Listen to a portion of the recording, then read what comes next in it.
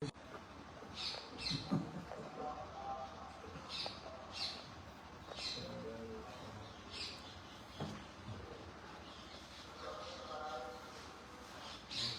approval there. And the glance of mercy. Go to fire.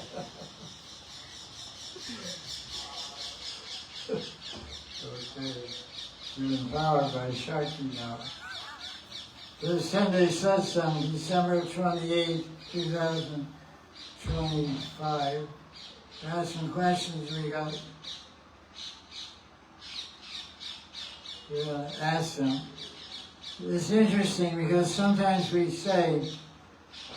describe the heart of a devotee, but the general swabhava or outlook of a devotee can be summarized in 3 words, or a little motto. What is a devotee? A devotee is one who loves all, serves all, respects all. So someone asked me a question in relationship to this, based on this, I should say, about relationships. The person was saying, if you have a relationship with someone and you don't like that person anymore, and you want to distance yourself from that person, but the person wants to be with you and continues to call you or wants to associate with you. So they're saying, how do you observe these principles of loving everyone, respecting everyone, serving everyone? So these are general moods of a devotee's heart. But the devotees can change. Just like, what's the general mood of Hanuman? His general mood is to love everyone. But did he show love at the battle of Ravana? No, a devotee can show love, a devotee can show hate also. A devotee can show acceptance and sympathy, and he also show anger and punishment. So all types of emotions. It's not that because there's a basic rule, basic way that we feel and think, but there's exceptions. So how do we know when to employ or execute an exception? The standard measurement of a devotee's life is to accept everything favorable for Krishna's seva and reject everything unfavorable. That's the measuring rod. Anukulya, what's that verse? Anukulyasya sankalpa pratikulyasya varjana. Reject everything unfavorable. So if someone is harassing you and wants to be with you and you don't want to be with them and it's not working out, you just tell them frankly, get lost. I'm not interested. So you might say that's being disrespectful, that's not being loving, it's being honest. And it's because you're finding that this person's harassing you and is pushing themselves on you is going against your sentiments of devotion for Krishna. It's taking your mind away from Krishna's seva and away from Krishna's pleasure and making you unhappy and disturbed by this person's overtures and continual harassment. So you just have to keep away from a person and cut off all association and contact with that person. So how do we make contact? We always associate with people, with devotees that encourage us in bhakti and to help us become more loving and more respectful and more kind. Because you can also say, the person has a question, how do I continue to follow the principles of respect, love, and service when someone is like this? Well, first ask yourself the question, is that person showing respect to you? They're not respecting your wishes. Your wish is to be alone without them and not have anything to do with them. So that if they were showing true devotional qualities, they would respect your wishes and your wants and leave you alone. So that's a pretty obvious point. There's another question we have here. What is Guru's seva? how do we separate our ego and impure motives in Guru Seva? Guru Seva is the same thing, or the same point we're just discussing. Guru Seva means, who is Guru Seva? Guru Seva is called Paricharya Seva. What's the other one? Prasanga. There's two types of Seva to Guru. One's called Prasanga and one's called Paricharya. So Achar means behavior, movements, conduct, and Pari means all varieties. So Paricharya means varieties of Seva, including personal Seva, cooking or cleaning or different kinds of things. Any kind of Seva the Guru asks you directly or sends to engage in service, that's called Paricharya. Prasanga means you follow the general teachings and instructions the Guru gives for all disciples, which means to engage in Navaveda Bhakti, to engage in Raganuga Bhakti Sadhana or Vaidya Bhakti Sadhana. So ego just means identity. So if you're identifying I'm a servant and doing service, there's no question of ego to worry about. And your motive, you say, how I know if my motives are pure. Forget about motives, just do the seva. Your motives are pure if it's anukulya. Just like service of Krishna, it's not just seva, it's Krishna anushilam. That means seva, varieties of seva behavior, but it's also supposed to be anukulya, which means favorable, done with a favorable mind. Attitude means I want to do this, I want to make my Guru or make Krishna happy and pleased by this seva. Then there's the motive is pure. The impure motive means, I don't know, what is impure motive? Give me an example. Not liking and with not likingly doing or not doing anything. Motive means I'm doing this seva to get something. Okay. Motive means motivate desire, personal desire. So if personal desire is removed from it, then it becomes proper seva. Favorable. Otherwise that's not seva. The devotee should always remember his or her identity. I'm Krishna Das and Krishna Dasi, and my life is seva. Seva is my life. And if I'm doing seva, I'm doing it to please the person and make the person happy. That's the proper meditation. That's the proper motivation. And then everything done with that kind of attitude, that type of mentality, is pure devotional service.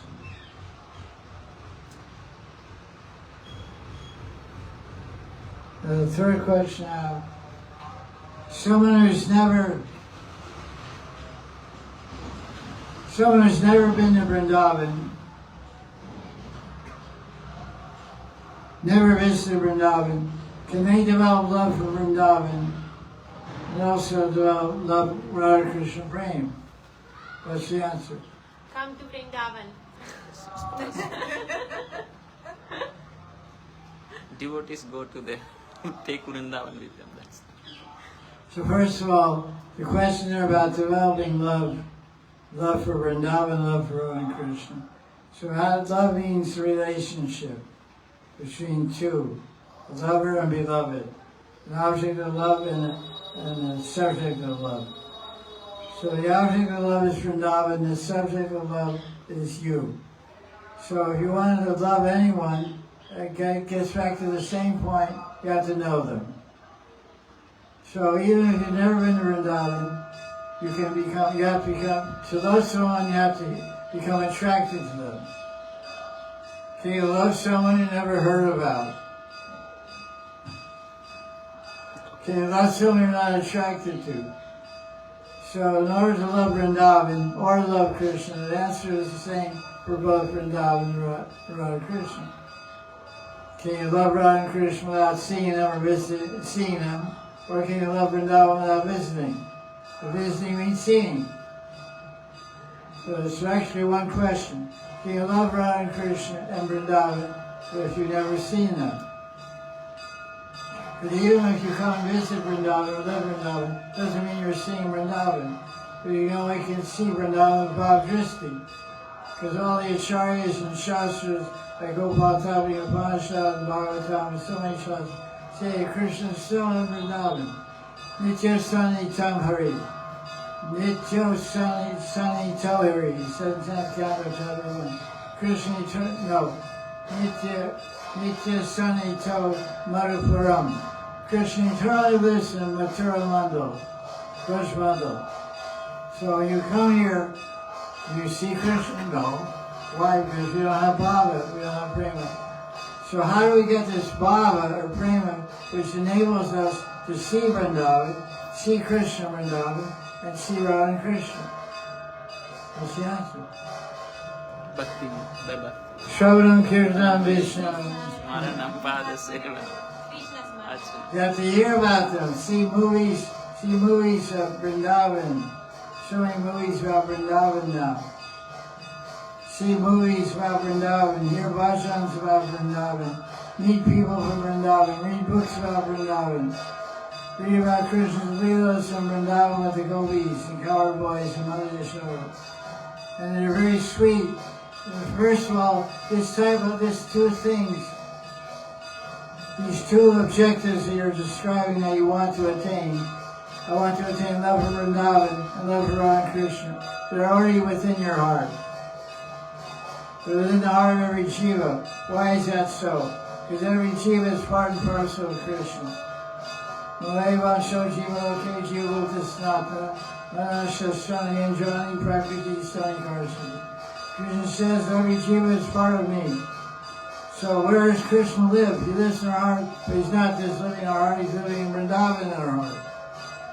So basically, loving Krishna, loving Vrindavan means finding yourself. Means self-discovery. No matter where a person lives, in Italy or France or England or Romania or America or wherever you live, England, Krishna's Vrindavan is in your heart and Krishna in your heart.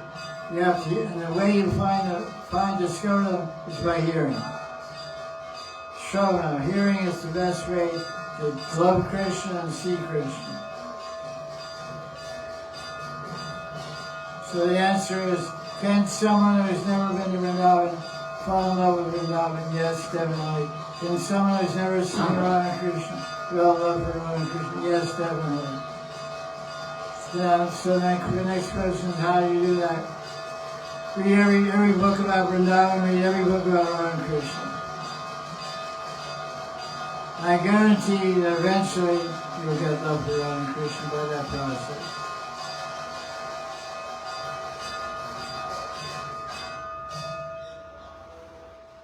Any other question? That was my question I had already on my...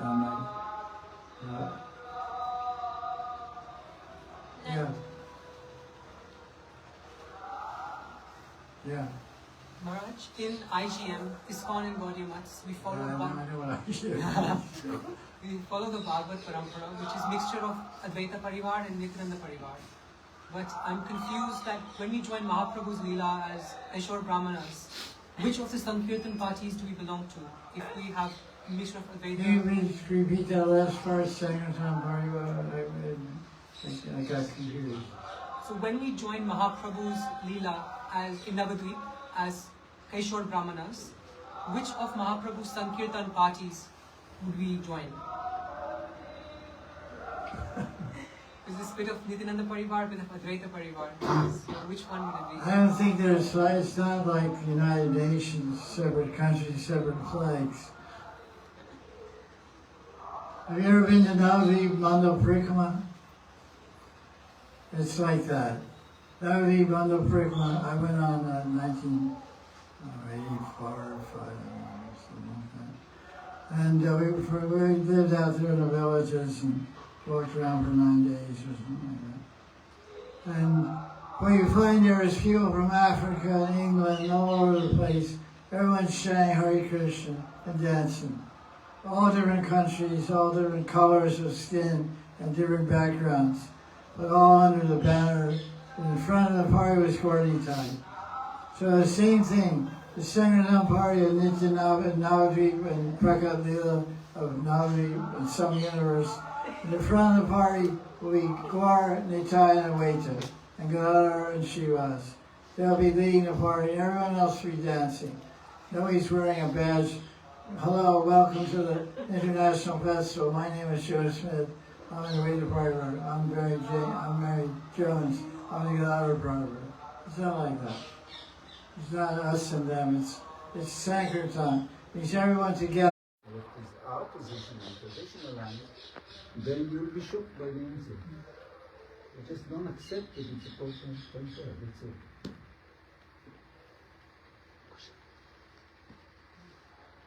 So what do we got to do from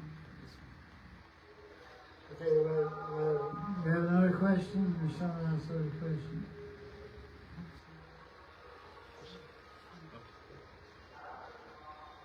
I have a question. Yeah. We have read in Bhakti Sangarbha,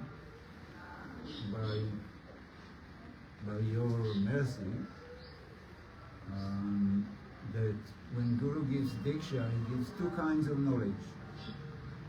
One is Bhagavat Svarup Dhyan, which is knowledge of the Svarup of Krishna, knowledge of Krishna, knowledge of the absolute truth or absolute reality. And the other one is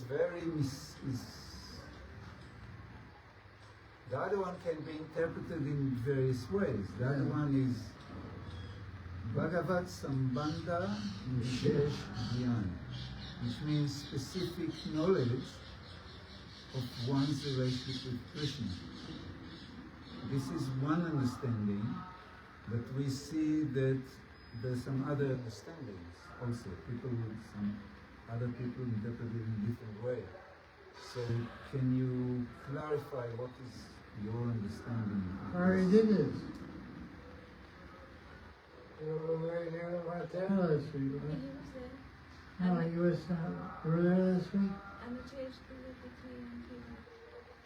Yeah. I don't get it. I already answered it.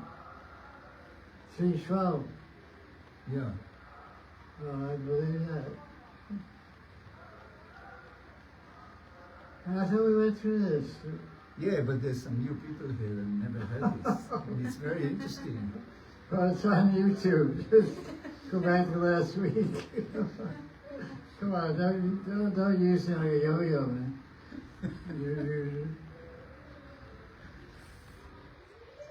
I repeat things many times. I'm giving these classes for how many years? 10 years?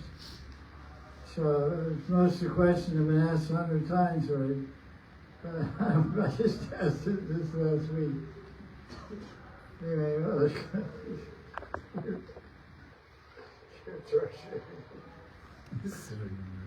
Bobby, you're exercising your hand, Tai Chi or something? Okay, go ahead. In the collection of astakams by Vishnatha Chakravarti Thakur, there's a Krishna Kun astakam, and it refers to 5 leelas around Shamkun. And is there any other shastras where there's any reference to leelas around Shamkun besides that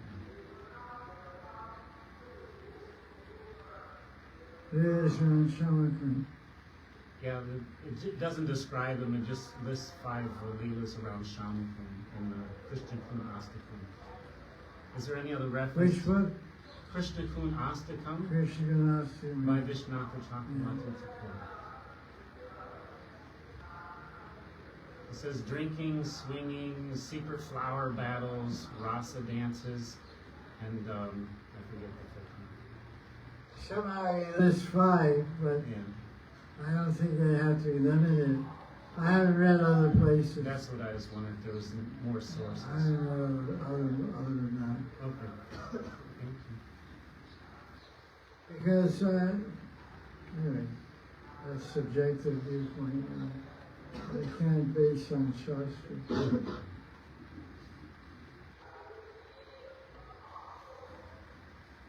I mean, basically, the kuns at Shamakun are extensions of the kuns at Radha Kunda. because Lalita has a kunja in Radha Kunda, and she has a kunja in Shamakund. Vishaka has a kunja in Radha Kunda, so she's going to do the same thing. But they do everything, and whatever they do in Radha Kunda, the logic would prevail. It would tell us that they all do the same leelas in Shamakund, because the same Sakhis are in Shamakund. So maybe they don't mention Pashakela or some other pastimes or cooking. They talk about cooking in Shampakalatas Kunja and Radhakund. I mean Shampakalatas Kunja and Shamakund is also cooking. Gandharva. Gandharva's Kunja, that's where they would be. Okay, Gandharva, but That's what Champaka he is. gave it to Shampakalata. Yeah. That's my understanding. I don't know why. I think, I don't know what the idea, but my speculation is the Vishnu is just giving, because a lot of times in Sanskrit they'll say ed adi, they say something adi. So beginning with all the Sakhis came, Lalita Vishaka Sakhi adi. Means Lalita Vishaka and all the other Sakhis came. Adi means others also. So my idea of that statement, the Vishnu said, 5 leelas go on Shamakund, these 5 leelas and others. Yeah, that was why I asked if there was more references, because I assumed there was more than 5. There's 10 kunjas, so there's got to be a lot going on there. Yeah, I'm not familiar with specific leelas were mentioned. I'm just using logic. So, other question?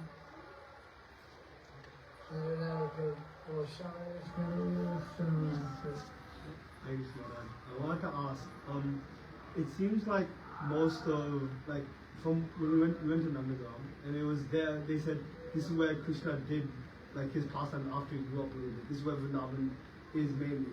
So, why have the 6 Goswamis established the temples where they are now, instead of in that area, or like Govardhan, or around Radha Kunda? Why are they in that location?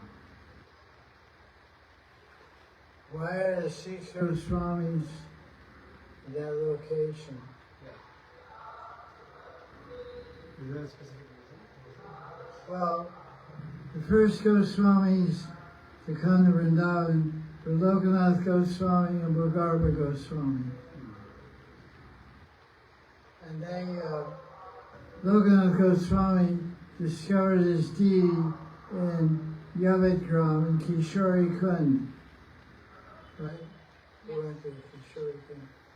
That deity is Vinodi Lal, who's in Jaipur now.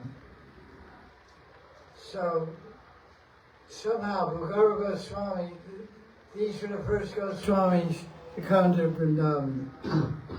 And they lived in that area. There's a Bhajan Kutir and Samadhi Bhagarva Goswami is in the courtyard of Radha Damodar Mandir. So they were the first. And Bhagarva Goswami had a deity, I forget the name of the deity, Radha Chalchi Khan or something like that. Radha Chalchi Khan. And that deity got amalgamated on the Radha Damodar altar. It was like 5 Radha Krishna deities. Bhagarva Goswami, Krishna's Kaviraj deity, Jiva Goswami, etc. Radha Damodar. So apparently, because the standard is, whenever anyone comes to Vrindavan, first they go to Mathura Vishwamghat. They take bath of Vishwamghat in Yamuna. Then they take darshan of Adi Keshavji. This is prescribed in ancient Vedic literature. Adi Purana. Adi Purana says when you come to Brajmandal, you should, everyone, so Janamata went there, Nityananda went there, Gauranga went there, everyone went first to Mathura.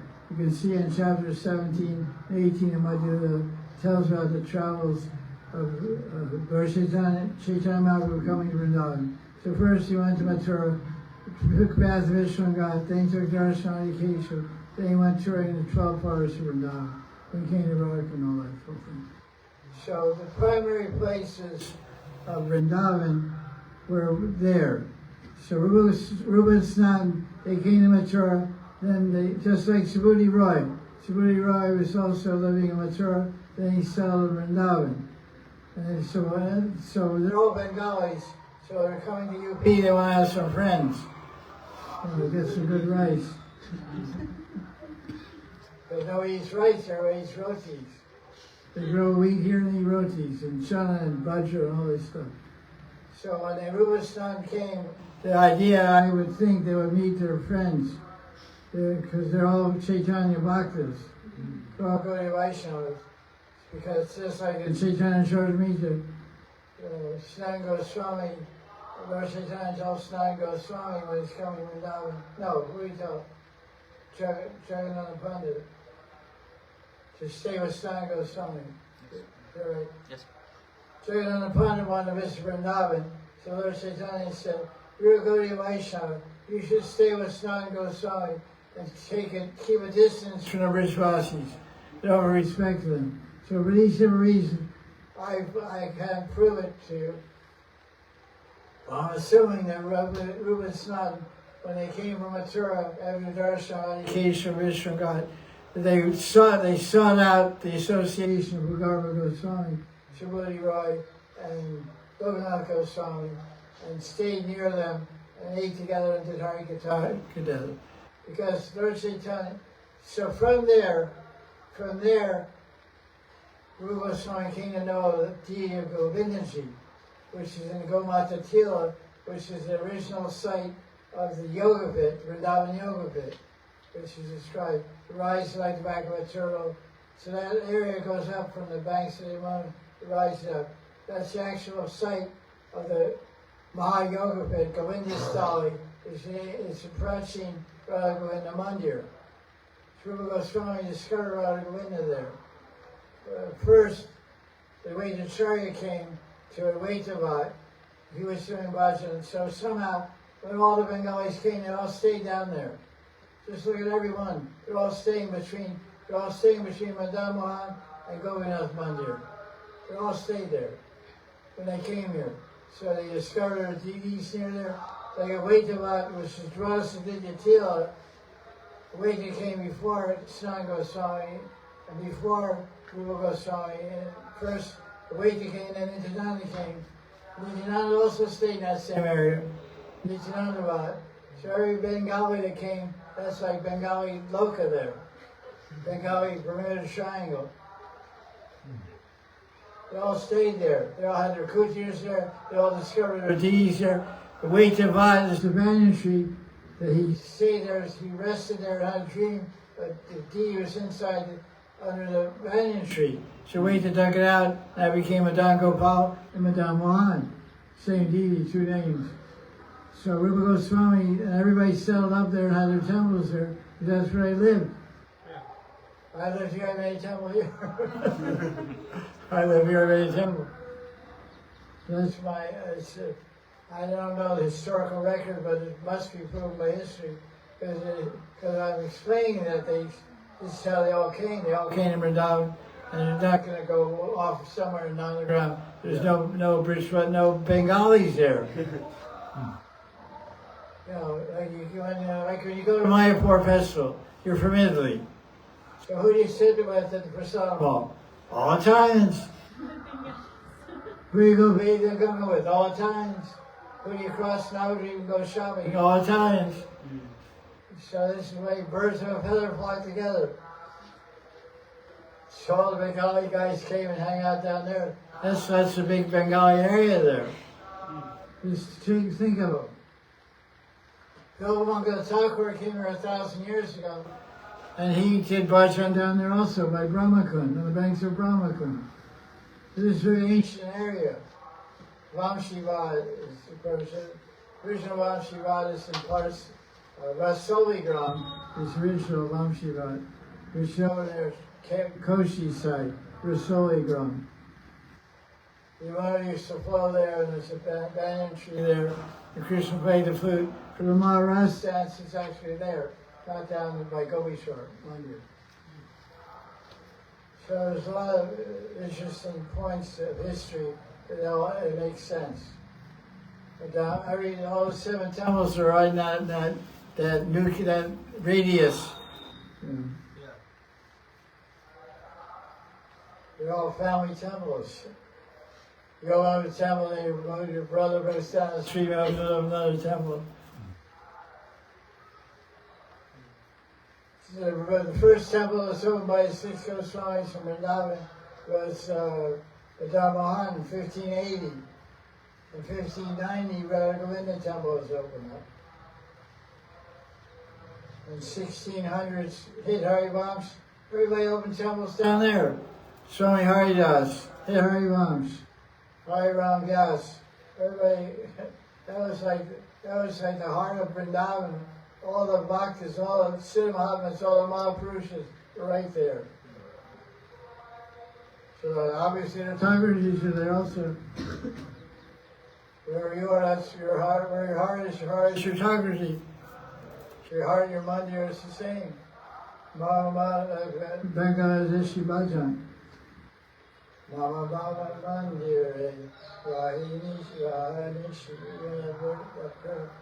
Krishna Murari, Sri Krishna Murari. How's it go also? Where's the chorus line? Mama Mana Mandire, Rahoni Says Mama, let's see word for word. Mama Mana Mandire. Yeah, Mama Mana Mandir. My mind, my mandir, my mind. Man means heart, means mind. So when our heart is, their Thakurji is there. So the Thakurji is already in their heart in the mandir. So they make one outside next to their kutir. Becomes Raghavendra Mandir. Radha Temple. Radha Temple. That's right. The Prakat Stali is there. And 10 meters away from Prakat Stali is the Mandir Radha. And 2 meters away from Prakat Stali is the Samadhi of Gopal Bhatta. So they lived there, they did bhajan there, they manifested Krishna there, built a temple there, and there's Nityalila there, all 10 meters radius. Yeah. That's what I know about that. What other question we have? Yeah. Maharaj, when we perform Smaran, how do we know we aren't imagining or concocting up something? How do we know what we're thinking is in fact happening? When you smart, how do you know you're concocting something? You're just following the books. Well, the thing is, there's a basic format for smaran, which is the Leelas and Sevas described by our acharyas.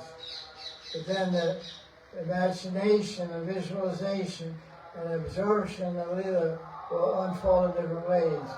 So it's all within the parameters of the basic Shastra.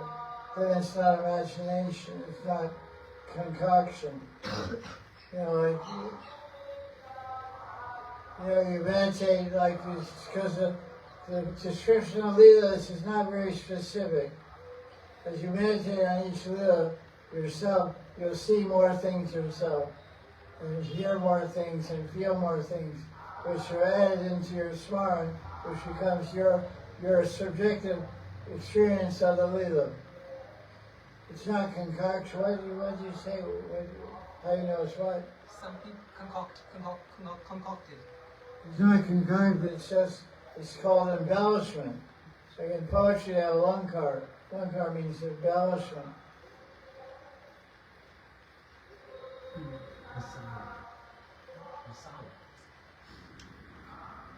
Masala. Very solid. Yeah. They had things make the tastier drink.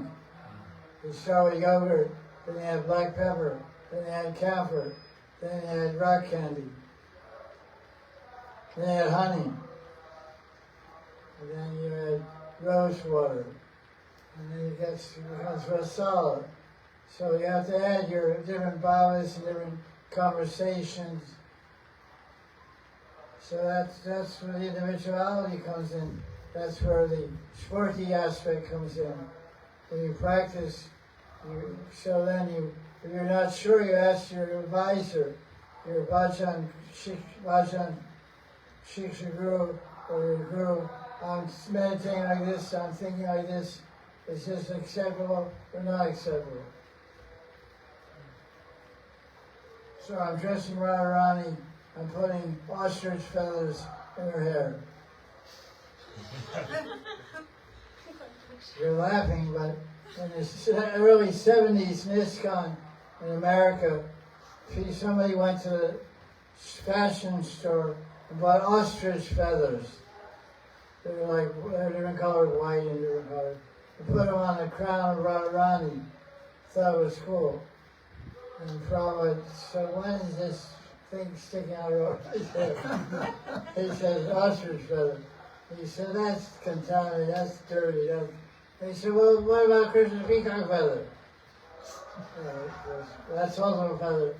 Yeah, well, it's also, you have your stool also. Well, your stool is not pure, but cow's stool is pure.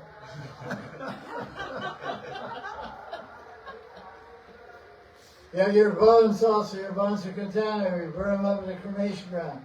But the conch shell you worship on the altar. So that's concoction. Shringar concoction. And ostrich feather. I sell them also. We're being organized in Los Angeles. They're pretty close. Because hippies used to wear a bandana around it. And, again, American Indians, Eagle feather. Eagle feathers. And so, okay, it's cool. Wear a bandana around your head, have long hair, like some hippie. Fringe jacket, Don Bedson. That guy was a vegan. It was the Times, so the Times got into the Archan Marg and made concoctions there. I have a question. Yeah. Talking about concoctions and You'll find fault with me. in 2013, Prem Gopal Swami gave his first ever talk here, just one talk, and Yugal Kishore from Russia, a disciple of Anantadas Babaji, very famous. He asked him a question: how do we know that when we meditate on our Manjari Swarup in the Lila, how do we know that it's real or it's just our imagination?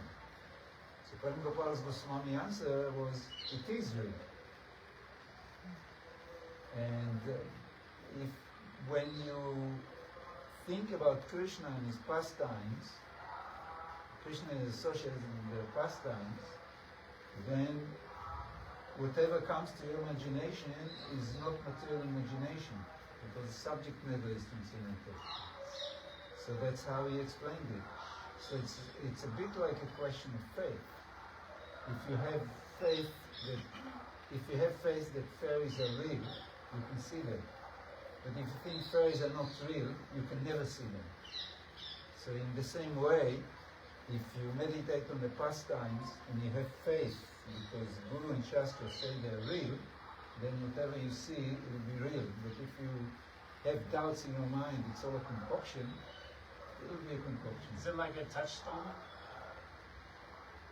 Yeah, whatever your mood is, that's what you will see. So my question is, I was wondering, Bhaktivinoda Thakur in Jaya Dharma, which, we all read it, and it was a wonderful book, and because he did something impossible, he took the whole Bhakti philosophy and put it in one book, and he did it in a form of a story. So it's very easy to read, and there's a lot there. However, there's one thing that I'm wondering, is that at the beginning of the book, Raghunath Das Babaji,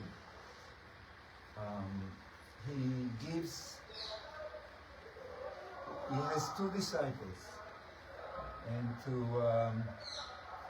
Vijay Kumar, he gives the Swarup in Manjari Bhav, and to, who's the other one?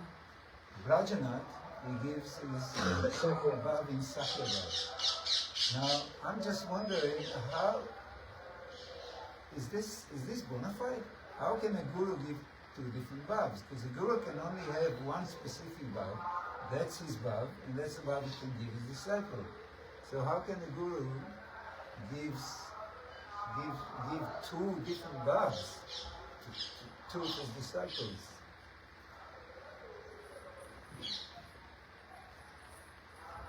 We have to invoke Bhaktivinoda Thakur's presence.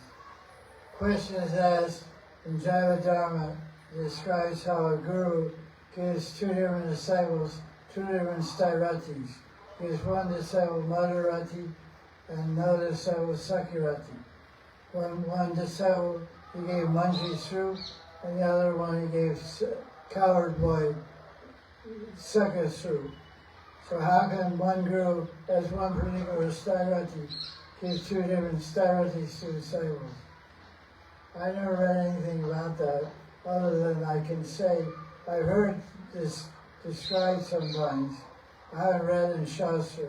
I heard that if the guru is a Madhurya Rati, then he has to familiarity and contact with all the other ratis. Because Madhurya Rati contains Sakirati, contains Dasarati, contains Vatsalarati. We even find verses describing Radharani as Vatsalya for mantras. The Sakhi mantras, Radharani has Vatsalya. She has motherly affection for Sakhis and mantras. So this is her Styrati is Madhurati, but it's mixed with motherly affection.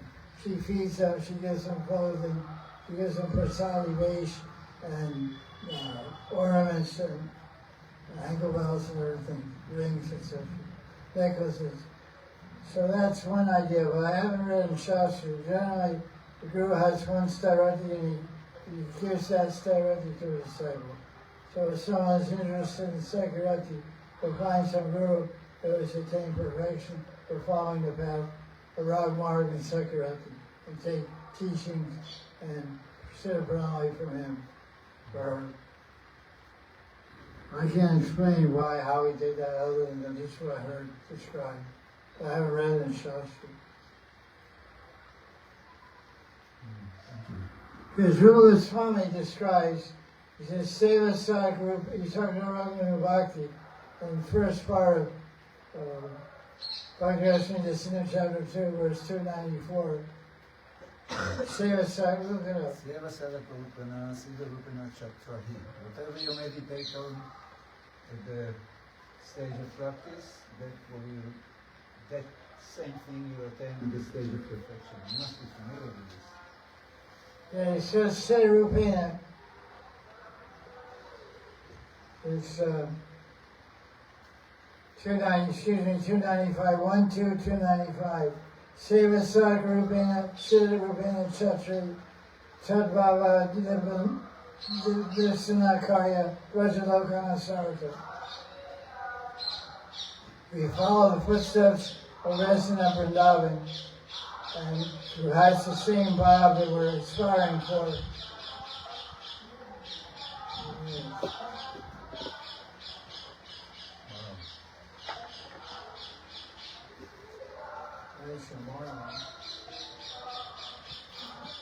But the important point here, it says Siddha Rupena. Siddha Rupena is in singular. Rupena is singular, means one Siddha Daya. So Gaudiya Swami is describing the Raghunath Bhakti means to meditate on one Siddha Daya, one Sadhaka Daya. Seva Sadhaka, Rupena, Sadhaka and Siddha. Siddha Rupena and Sadhaka. Siddha Rupena is singular. So I have one Sadhaka and I have one Siddha Daya. So the Guru has one Siddha Daya and one Styrati. So how the Guru has two Styratis and give two different Styratis to some disciples as described in Jaya Dharma. Only Bhaktivinoda Thakur can answer that question. Because he has a lot of things he's done that only he can answer. Well, I think he did it for the sake of preaching. Yeah, well, I don't know where to do it, but it's sort of confusing. It seems so it doesn't match with the other philosophy that we teach.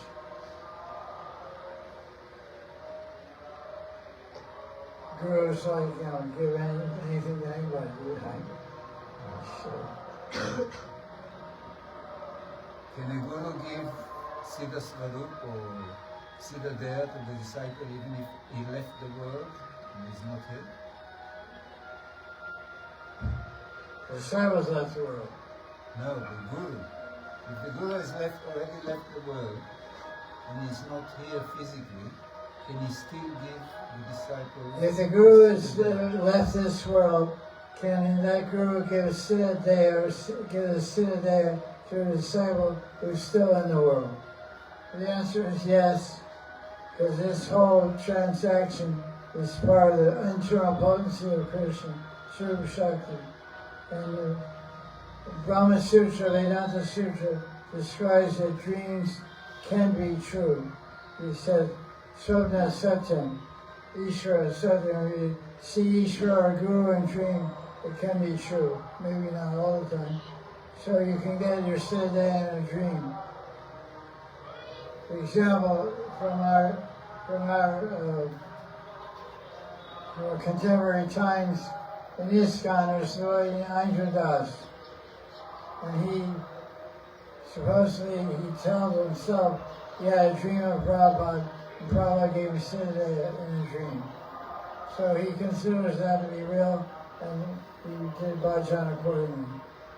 And the Vedanta Sutra says dreams are true. They can be, maybe not. Sometimes they're crazy, but sometimes they're true. You get mantras in a dream. You get instructions in a dream. It says specifically what you get in a dream. Get mantras, get instructions, see a fulfillment of your dream. And he cites an example in the commentary of Bali Vidbhushan. The Swami worships Kamyakya Devi. She's in Assam. She's a famous Durga deity in Assam, Kamyakya. Kamyakya Devi is the deity of Kam. She fulfills lusty desire. She fulfills amorous desires of men and women. So you go there and do puja and yoga and puja and prayer, meditation, tapa, the Kamyakya Devi. And she will have it if you get success in your puja, you'll have a dream. After some time you have a dream. In your dream you'll see the girl that you want to marry. You want to be your companion, girl or guy. And then you see that person in a dream, and then you'll meet that person in the real world, external world. And you'll marry them or live with them or whatever. So that example is cited by Bali Vidbhushan in the commentary on the verse of Vedanta Sutra explaining that dreams are true. So you receive mantras in a dream, you can receive siddha in a dream, you can receive your wife in a dream, you can receive medicine in a dream. So keep dreaming. Also, conversation with Rishi Keshananda. Yeah, there's a Gaudiya Prabhupada, thank you. Rishikeshananda, who lives in Thailand now. He's in Thailand. He asked Prabhupada this question in 1974 or 5, maybe 74 or 75. He said, if the Guru goes back to the spiritual world, how will the disciple get a siddha or siddha? Prabhupada said, there's no difference. The Guru is here, the Guru is there. The Guru will give from there. The Guru will give from the spiritual world a siddha. So as Damji said, it gets back down to the basic foundation of bhakti, which is Shraddha, faith. Everything moves, they say faith, Bible says faith moves mountains. Mountains can be moved by faith. Because faith, what is faith? Trust. Faith is bhakti. Faith is Srupa Shakti of Krishna, Shraddha. Shraddha is a Devi. Shraddha is energy. That is trust. It means it's Satyam. Faith is Satyam. It's truth. It's trust. It's the energy of Krishna. Because faith becomes bhakti. Bhakti becomes Baba. Baba becomes praying. Praying is darshan of Radha Krishna. So faith is not different from Radha Krishna. Without faith, you don't get Radha Krishna, you don't get darshan. So therefore you can say faith equals Ramakrishna. Ado Shraddha Tata Sada Sangha Vaishnava Kriya Narjanivati. They're all connected as one continuum. We say 9 divisions.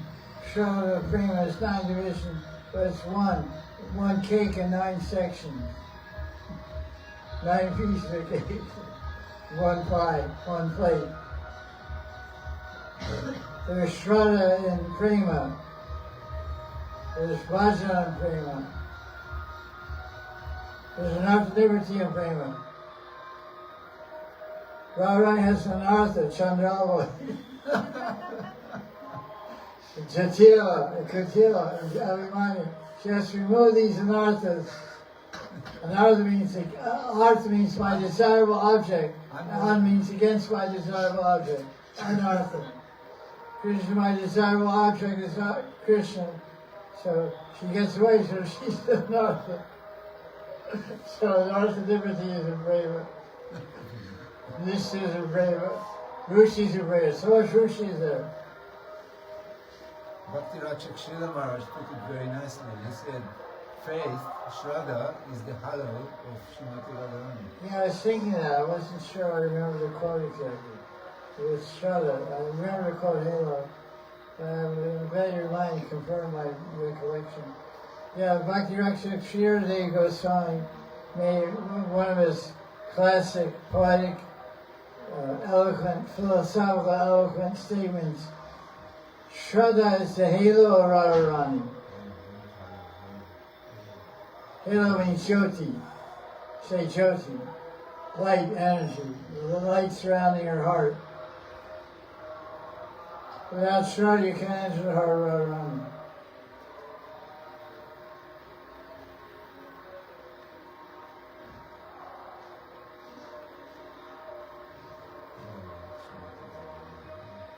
Jaya Jaya Sri Radhe. Shama Shama Jaya. Question. Well, Baba, we really got you going at the end. It was a bit of a slow start.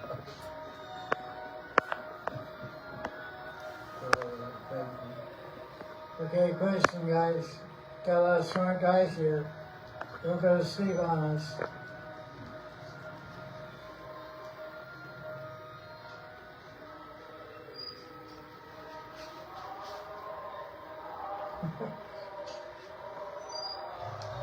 Yeah. Can a Nartani Vritti start without Guru Padashray?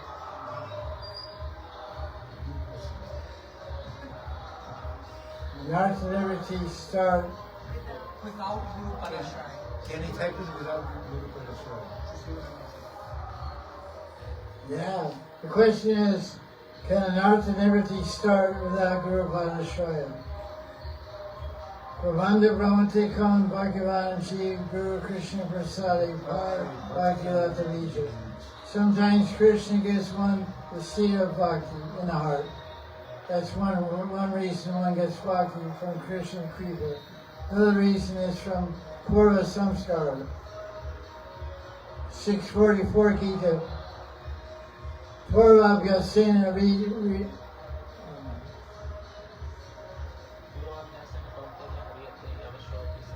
Purva Abhyasena Riyate Yavasho. Yavashu.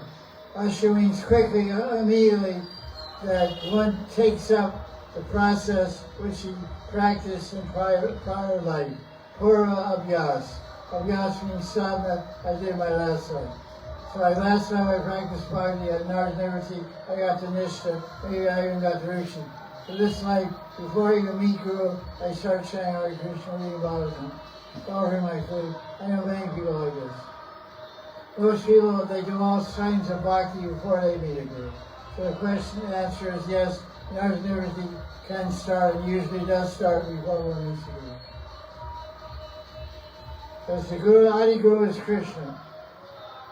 Adi Guru is Krishna, the heart of every jiva, so Krishna is the one that gets the inspiration of bhakti to begin with. The seva vasana comes by Krishna, Swarti in the heart, prarana in the heart. Krishna inspires you to chant and dance and read Bhagavatam, offer food, and become vegetarian.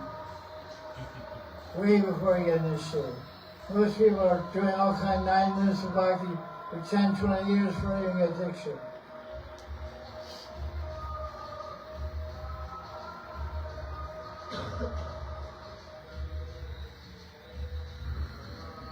Okay. Yeah, go ahead. So just to clarify, the Bhakti Latha Vej, is it given at the time of receiving Diksha mantras, receiving Harinam first initiation, or even before that?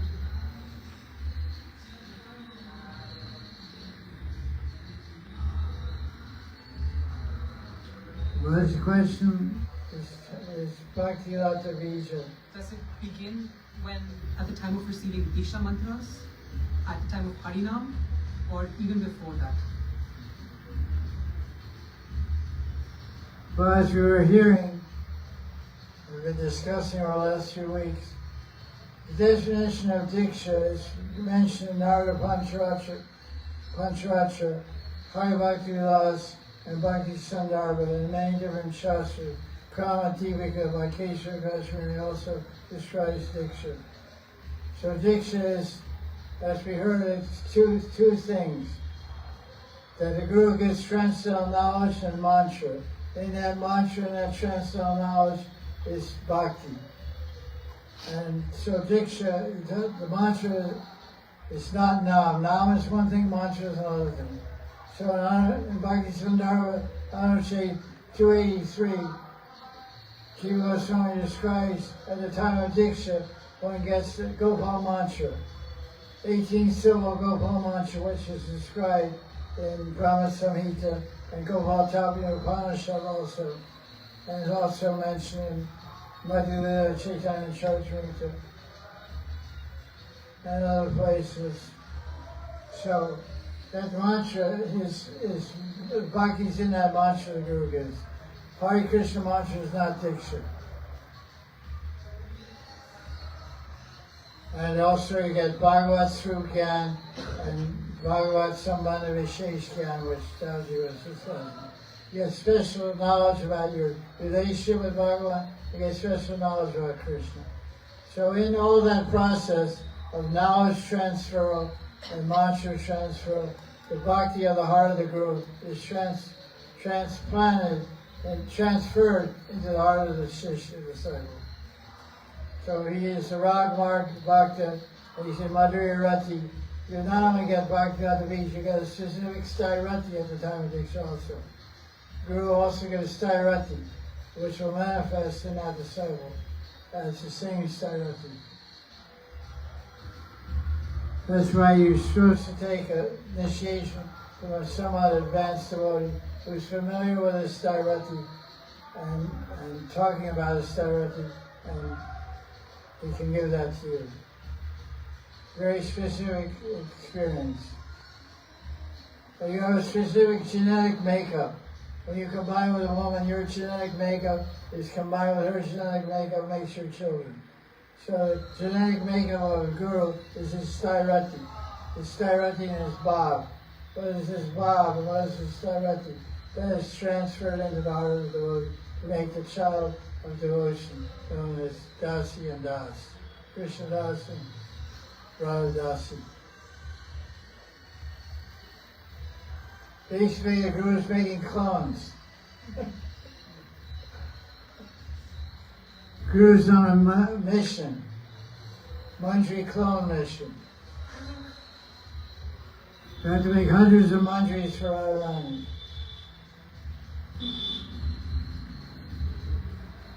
At least a few.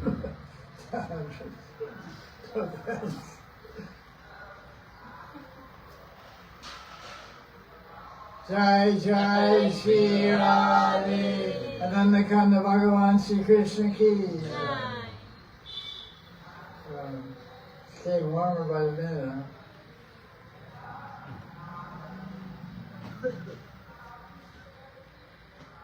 If you want to ask more questions, you know, it's your day today. I'm okay.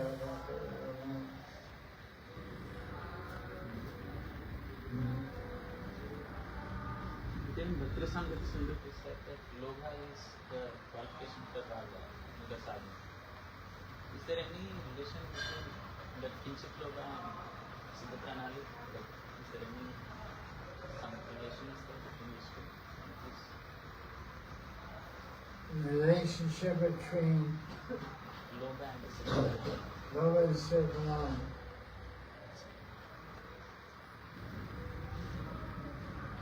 Let me get away from this term, sir.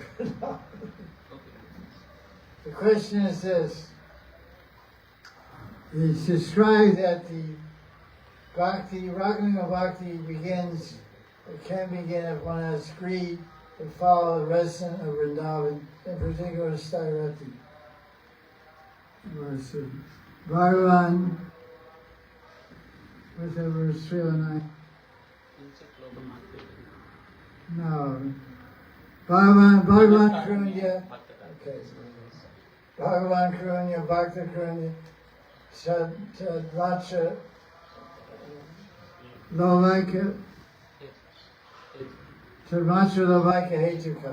The only cause of developing greed for Krishna, following Rag Bhakti, is the mercy of Krishna or the mercy of a devotee. So now the question is asked, this greed that we have to follow Raghunaga Bhakti, does greed play any role in the desire of a sadhaka to become aware of their sadhya? That's your question? Of course. The answer is yes. Because, when you have some disciples / godbrothers, god sisters, they came to say to me, I have no idea. I'm not a mind reader. I wasn't inspired myself. But they asked me about Siddhaya. And I said, what about it? They said, well, are you going to get it? I said, I didn't know you wanted it. They said, well, I think we want it. I said, okay. So. And after that was Babaji Maharaj. People used to go to him and ask for Siddhaya. And they would go and say, tears in their eyes and all that. He would say, not now. So I'd meet them, they would come to me and say, what's wrong with me? I said, oh, keep asking. So they went again and again and again. Sometimes you would get Siddhaya after 1 year of Diksha. Sometimes, it's like one devotee was in the room when this person asked for Siddhaya a second time. And he left with that devotee. He said, well, what are you so upset about? I've been initiated for 10 years. He hasn't given me Siddhaya yet. So the disciple asked twice in 6 months. That was your initiation. He didn't feel so bad. So it's up to the guru when he gets inspired. But you should have greed. If you have greed, then you'll ask for it. Just like the analogy is there of the mother bird. Mother bird goes out and gets a worm. She comes back to the nest. There's 4 birds in the nest. Who's going to get the worm? Who sticks his neck out the farthest, makes the most noise. Me, me, me, me, me, me, me. Okay, take it, man. Shut up. Don't disturb me. So, and they have a phrase in America. The squeaky wheel gets the grease. Yeah. Okay. That's it. That's it. Sutra. The squeaky wheel gets the oil. So, squeaky box gets the Siddhaya. I remember sometimes there be some gurus in the old days, long ago, they get these big log trays, and they'd be eating with their disciples in a room, and then some disciples say, Gurudev, give me this, give me some. So he'd throw from his plate. The other disciples say, I want some too. Everyone's jumping on that, I want one. The Guru said, who do I give it to? So what happened is, this is the new Vrindavan, Kirtananda. So all of a sudden would rush to the table, and they were waiting. They just took the light and ran away with it. He was trying to give it to them. They were like a little uncontrollable or something. So somebody just grabbed the tray and ran away with it. Guru's watch, right? I was watching it from a distance. We're all the seven going crazy. He threw something to me. I was at a distance. And then everybody started coming closer, and then everybody was putting their hands like this, all behind and front. He said, "Hey, slow down." Somebody just tried to wave at him. It was very, very informal there, just to put it mildly. So, greed is necessary. Any questions?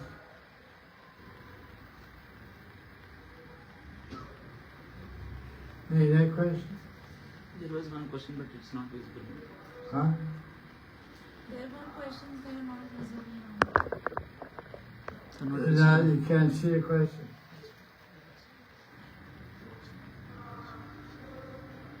Anything else? Anybody else have any questions?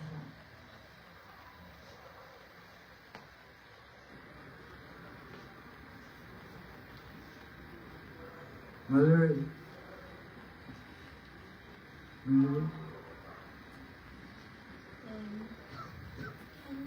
Can we understand how much our experiences in Marana are real based on how much separation we feel after them? And we understand that experience of our Marana is real by the measuring that how much we feel separation after doing this. Can we measure how? Can we measure the experience that we have during Smarana, whether it is real, like it is Can real? we understand if our experience are to what extent our experiences in Smarana are real based on how much separation we feel after? I mean, like one maybe does Smarana and it's just a very beginning imagination, because after finish Smarana goes Okay, the just question is to asked. Samaya. Instead of just desiring more experience, so is more real the experience. I don't know, it's just a question. If it's works like Question is asked. If one is remembering Lord Krishna's eternal pastimes in Vrindavan and trying to do seva in a mentally conceived sadhya, and they get absorbed in meditating and serving in the manasic deha. After they stop meditating, they feel some separation from that seva, from that lila that they're remembering. So the more separation they feel, that indicates that their experience is more real. Is that what you're saying? Yes. There's no relationship. The basic thing is, it's like saying perfect, more perfect, most perfect. Purna, Purnatar, Purnatam. Any little smaran, as we said earlier, is 100% real. It's never 90% real, 50% real. It's always 100% real. So your question about reality of the smaran, you're trying to equate or measure the smaran, the lila smaran experience is more real if I feel more separation. The answer is no. Very nice. So it's always real. It doesn't matter because If it's not real, why are you wasting your time? What's your answer? to progress and make it a real experience. The answer is it's real. I want to see it with my eyes. I want it to be so real that Krishna gives me the eyes to see it. It's called Sakshakar. First I want to have Swarti, then I want to be Swarti, then I want Sakshakar. Very nice. Lila is always real, and it just gets more real more experiential as we advance in Bhakti. Separation, that's when you're not meditating. Separation gives the enthusiasm to meditate. So often you see in the books of Mahanidhi Swami Maharaj, he says, after I do this Smaran, I feel great interest to get back there as soon as possible. So he has to do so many other things. He has to give class, he has to meet some devotees, answer some mail, this and that, eat, bathe, dress, go to the bank or whatever, different legal things, or just has to oversee being the Mahanta Radha Kunda, managerial concerns. So he's always saying, I can't wait to get back to my little swan. Because that's the eternal reality. Reality of the Seva Sadhya world is also real, but not eternal. I mean, so, like we do Lila Smaranam and we are remembering Lilas, means that we are in the spiritual world. We're not remembering Lila, we're in Lila. And so we are in the spiritual world, like. Where Lila goes on, it's the spiritual world. And that's so nice, Gurudev. Thank you.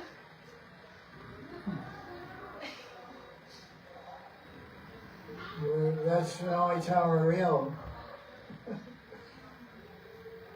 Yes, because I was getting a little... Think about that.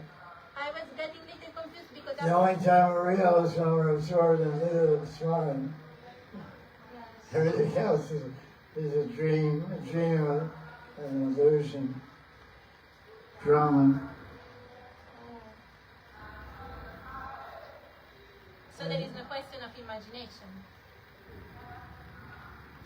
There is no question of imagination. I mean, that is the reality.